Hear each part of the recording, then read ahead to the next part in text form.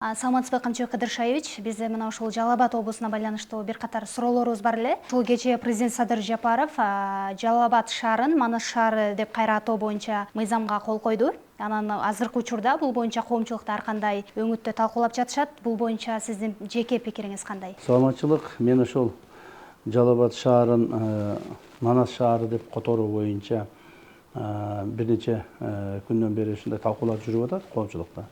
Атайлап өз пикиримди айткан эмес болчумун.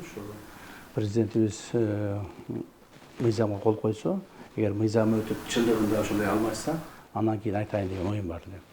Чын-чынына келгенде бул Жалал Абад шаарын Манас шаары кылып кайрадан атын кайрадан коюу менин идеям деп айтсам да болот да. Менин дагы идеям болду. Жана элибиздин ошо суроолору болду да. Себеби туура Жалал Абад шаарын атыны Манас кылып өзгөрткөндө кайсы бир деңгээлде элибиздин ошо Жалал Абад шаарынын башка эле шаарлардын деле бар жерлердин адамдардын ичтери ачышып атат. Чын айтканда менин деле ичим ачышып атат. Менин деле ичим ачышып атат. Себеби баарыбыз ошо шаарда төрөлдүк, өстүк, чоңойдук, окудук дегендей ошол шаарда. Ошол шаарда бала чакабыз, тууган уругубуз жашайт.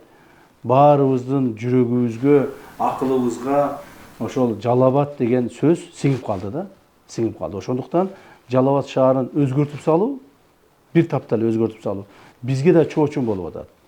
Манас деген сөз, Манастын өзү ар бир кыргыздын жүрөгүндө. Ар бир кыргыздын жүрөгүндө Манас бар.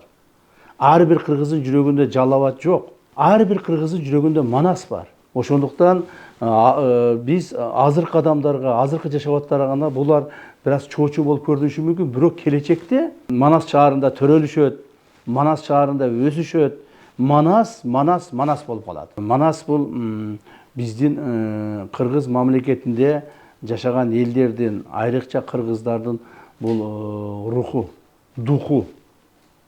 Так. Ушул Жалал Абад шаарын Манас деп аталып калышына мен сыймыктанам.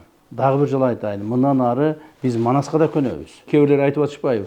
Ой, Манасты таласка койсо болот эле, таластыктарга берсе болот эле деп. Ай, Манас деген бул таластыктардыкы эмес.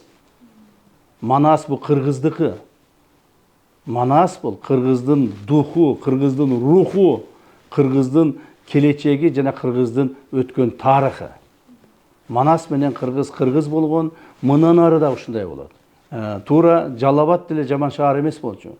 Бирок Жалал Абад Индонезияда Жалал Абад, Жалал Абад Афганистанда бар Жалал Абад, Жалал Абад Пакистанда бар, Жалал Абад Индияда бар. Бирок Манас бир гана кыргызда бар да. Манас бир гана кыргызда бар. Дүйнө жүзүндө Манас деген шаар бир гана кыргызда бар. Мен ойлоймун, урматтуу президентибиз эң туура чечим кабыл алды.